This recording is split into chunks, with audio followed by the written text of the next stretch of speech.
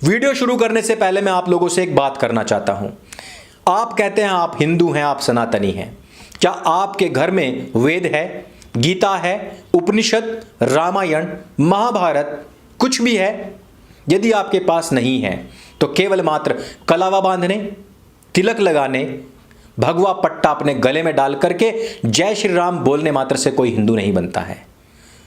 आज मैं आप लोगों से इस बात की अपील करना चाहता हूं, अपने धर्म को जानिए, क्योंकि हर एक मुस्लिम के घर में कुरान होती है, हर एक क्रिश्चियन के घर में बाइबल होती है, हर एक सिख के घर में गुरु ग्रंथ साहिब होती है, लेकिन वो एक केवल हिंदू ही है जिसके घर में मैकॉले शिक्षा पद्धति से संबंधित तो सब पुस्तकें होंगी, लेकिन धर्म और इतिहास से संबंधित पुस्तकें उसके पास में नहीं होती हैं। आज का वीडियो इसी सब्जेक्ट पर है और आपके सामने खड़े हुए सबसे बड़े संकट से रूबरू कराने के विषय में है।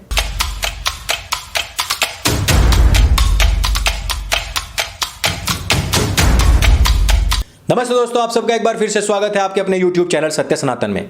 आज तक आपने कितनी समस्याएं सुनी होंगी, बड़ी से बड़ी समस्या। कहीं पर बम धमाका हो गया, 100 लोग मारे गए, 200 मारे गए। अच्छा चलो, क्या हुआ? आतंकवादियों ने किया। कौन होते हैं वो आतंकवादी? इस्लाम को मानने वाले आतंकवादी कौन? जो मोहम्मद के नाम पर कोई संगठन बना ले, कुरान के नाम पर बना ले या इस्लाम के नाम पर बना ले। अच्छा, उससे ज्यादा कौन? पाकिस्तान द्वारा प्रायोजित या फंडेड भारत में बैठे हुआ स्लीपर सेल हो सकता है। अभी भी दिल्ली के अंदर पकड़े गए ना। अच्छा, 38 लोगों को तो फांसी भी होने वाली है। अच्छा, अभी अभी गाजीपुर में और सीमापुरी में आईडी भी पकड़ा गया है। ये सारे कुछ हो रहे हैं। ये कितना बड़ा अपराध हो सकता है या ये कितने बड़ी समस्या हो सकती है, बताइए आप। इससे भी बड़ी समस्या मैं आपको बताने वाला हूं। अच्छा, कानून का क्या कार्य है? कानून का कार्य है कि यदि इस प्रकार की कोई भी घटना हो जाए तो उस पर न्याय देना। पुलिस का कार्य है कि इस प्रकार की घटनाएं होने से पहले ही हम उसको रोक लें, जिसमें कि वो इंटेलिजेंस का भी साथ लेता है। लेकिन आप लोगों के बीच में कुछ लोग ऐसे बैठे हुए हैं कि इन आतंकवादी हमलों के होने के बाद में उनको बचाने के लिए तुरंत कूद पड़ते हैं। आपने एक कल्ट, एक गिरोह, एक आतंकवादी संगठन को धर्म का नाम दिया हुआ है और उस कल्ट, उस गिरोह में कुछ ऐसे मौलाना हैं जो खुल करके आतंकवादियों का समर्थन करते हैं। ऐसी संस्था है जमियत उलेमाए हिंद। जमियत उलेमाए हिंद का जो सरगना है मौलाना अरशद मदनी, इस व्यक्ति ने कहा है कि जो 38 लोगों को जो फांसी की सजा हुई है, 11 को जो उम्र कैद हुई है, उनका फ्री में केस हम लड़ेंगे। और ऐसा नहीं है कि पहली बार हो रहा है, यह हर बार हुआ है। पर आप जरा सोचिए कि क्या मौलाना मदनी की कोई फैक्ट्री लगी हुई है? क्या उसके पास में इतना पैसा है कि वो नीचे से ऊपर तक सबको मैनेज कर ले? आपको जानकर के हैरानी होगी कि आप लोगों के दरवाजे पर खड़ा हुआ एक जालीदार टोपी वाला व्यक्ति जो आपको फल और सब्जी बेचता है, जो व्यक्ति जिसको आप कबाड़ी वाला कहते हैं, जिसको आप पंचर वाला कहते हैं, वो जितना भी पैसा कलेक्ट करता है उसमें से 2.5 से 10% तक एक ज़कात में देता है और उस पैसे का प्रयोग रिहाई मंच में होता है।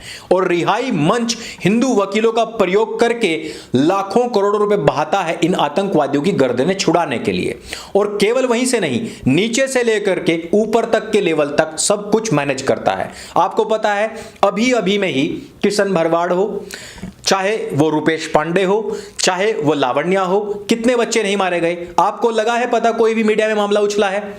लेकिन हिजाब की बात करती करती बुर्के में तालिबानी हुकूमत को लाकर के स्कूल के दरवाजे पर खड़े करने वाली लड़कियां, जो कि स्पष्ट तौर पर आतंकवादी घोषित होनी चाहिए थी, उनकी ही न्यूज चल रही है। उनके लिए सिंपैथी चल रही है कि नहीं चल रही है? कोई भी न्यूज चैनल हो, कोई भी कानून व्यवस्था हो, चाहे नीचे से लेकर के ऊपर तक का जितना भी पुलिस का ढांचा हो, बिकता है कि नहीं बिकता है? ये पैसा कहां से आता है? वही ज़कात में दिया हुआ पैसा। यदि मैं आपसे कहूं कि मुझे कुछ डोनेशन दीजिए, कितना होगा? 1000, 2000, 500 बस। यदि मैं कहूं कि आप अपने धर्म को जानिए, इन गद्दारों के इतिहास को जानिए और पुस्तकें पढ़िए, सनातन हाट पर मैंने दे रखी हैं, तो आप क्या करेंगे? अंकुर, ये कुछ ज्यादा नहीं हो गया भाई? ये तो बिजनेस मॉडल ले आया। आप जरा सोच सकते हैं, कभी समझ सकते हैं? ज़कात फाउंडेशन का एक साल में, ज़कात फाउंडेशन देता कुछ नहीं है, सिर्फ लेता है। कलेक्शन कितना है? 30,000 करोड़ तक पहुंचता है। समझ में आया कुछ? उनका समाज क्यों नहीं तरक्की करेगा? मीडिया खरीदते हैं, पुलिस भी खरीदते हैं, वकील भी खरीदते हैं और हो सकता है जज भी खरीद लेते हो। पूरी की पूरी व्यवस्था को खरीद करके आज कितना बड़ा कीर्तिमान बनाया है। 700 लोगों की सहायता की और उनमें से 100 लोगों को बाहर निकलवाया है जो कि आतंकवादी थे। आपने पैसा दिया इसलिए ताकि ये पैसा रिहाई मंच के पास जाए। कल आपका बच्चा जो रेल में कहीं पर यात्रा कर रहा है, स्कूल में जा रहा है, ऑफिस में बैठा काम कर रहा है, जब वहां पर बॉम्ब ब्लास्ट हो, उसमें पकड़े जाने वाले एक इस्लामिक आतंकवादी की गर्दन उसी पैसे से छुड़ाई जाए जो कल आपने एक जालीदार टोपी वाले को दी थी। एक गरीब, एक लाचार, एक मजबूर व्यक्ति समझ करके। कुछ समझ आया? आज जमीयत उलेमाए हिंद की एक फेहरिस्त मेरे पास में है, ओप इंडिया का आर्टिकल है। इन्होंने काफी लंबी इस पर रिसर्च की है और इस रिसर्च में सामने ये आया है 7/11 मुंबई ट्रेन विस्फोट, 2006 मालेगांव विस्फोट। अच्छा, मालेगांव से मुझे याद है कि योगी जी को फंसाने के लिए यह एक बड़ा प्रपंच रचा गया था। आज योगी जी आपसे बुलेट नहीं, सिर्फ बैलेट मांग रहे हैं और हिंदू अपने घरों में सो रहा है। वो लोग योगी जी को हटाने के लिए मालेगांव में काम कर चुके, उन पर हमले करवा चुके, जान से मरवाने की धमकियां दे चुके, आज भी उनकी जान को खतरा है। वो व्यक्ति आप लोगों के लिए लड़ रहा है, आप अपने घरों में बैठे हुए हैं। कल भी चुनाव है, घर से कौन निकलेगा और कौन नहीं निकलेगा, कौन अपने राज्य और राष्ट्र और अपने धर्म की रक्षार्थ बाहर निकलेगा, कल ही पता लग जाएगा। वो लोग शरियाई हुकूमत के आने के बाद में रोए नहीं। मालेगांव विस्फोट हुआ, औरंगाबाद आर्म्स जैसे जो मामले हैं उनमें इतना ही नहीं, जो 26/11 का जो मामला हुआ था जिसमें कि पाकिस्तानी आतंकवादी थे, जमीयत उलेमा हिंद ने उसमें भी सहयोग किया था। 2011 का Mumbai triple blast, Mulund blast case, gateway of India blast, इन सब में जमीयत उलेमाए हिंद ने आतंकवादियों को बचाने के लिए पैसा दिया था।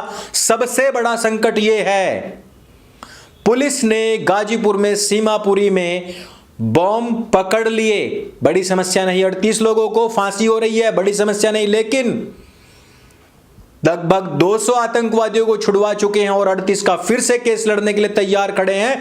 आपके पैसे से यह केस लड़ा जाएगा। यह संकट है कि आप यह बात नहीं जानते हैं। इसके अलावा जमीयत उलेमाए हिंद की जो वेबसाइट है उस पर भी इस बात का जिक्र मिलता है कि उन्होंने आरोपित मुसलमानों को बचाने के लिए बड़े बड़े कार्य किए हैं। पुणे के जर्मन बेकरी बम ब्लास्ट के आरोपित हिजबुल मुजाहिदीन के आतंकवादी मिर्जा हिमायत बेग को 2013 में जमीयत ने मुफ्त में कानूनी मदद दी थी। इसके अलावा लश्कर कनेक्शन मामला जिसमें कि अब्दुल रहमान, कोच्चि का ISIS साजिश केस जो था जिसमें कि अर्शी कुरैशी का नाम आया था, ISIS जो साजिश मामला मुंबई में हुआ था उसमें भी अर्शी कुरैशी का ही नाम था।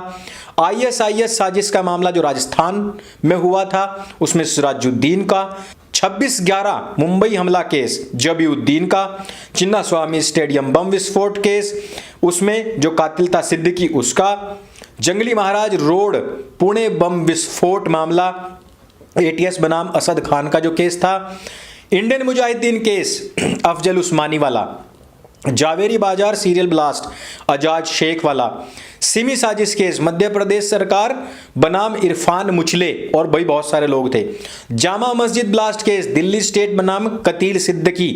इंडियन मुजाहिदीन साजिश केस बनाम राज्य बनाम यासीन भटकल वाला जो केस था उसमें भी जमीयत का बड़ा योगदान था।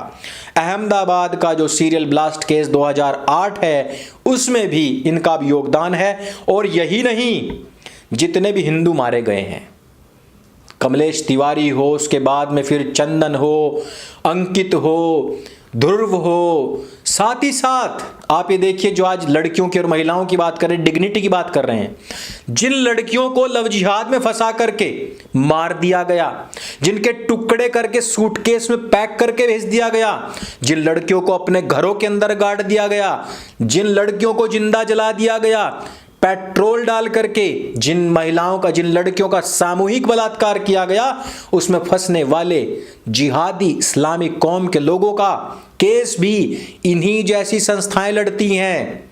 पैसा कहां से आता है? आपकी जेब से आता है। किस लिए? ताकि कल आपकी बहन बेटी के साथ में यदि कोई दुर्व्यवहार हो जाए, उसको आपके पैसे से ही बचाया जाए।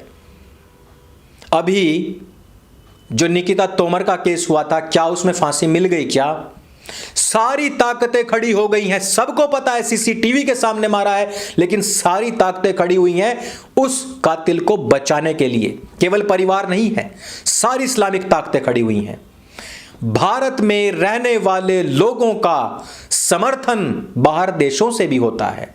बांग्लादेश के मुसलमानों ने सीधे धमकी दी है कि हमारे यहां पर जितनी भी हिंदू महिलाएं हैं, उनको माथे पर तिलक, सिंदूर और मांग में सिंदूर नहीं भरने देंगे अगर कर्नाटक में हमारी लड़कियों को हिजाब नहीं पहनने दिया।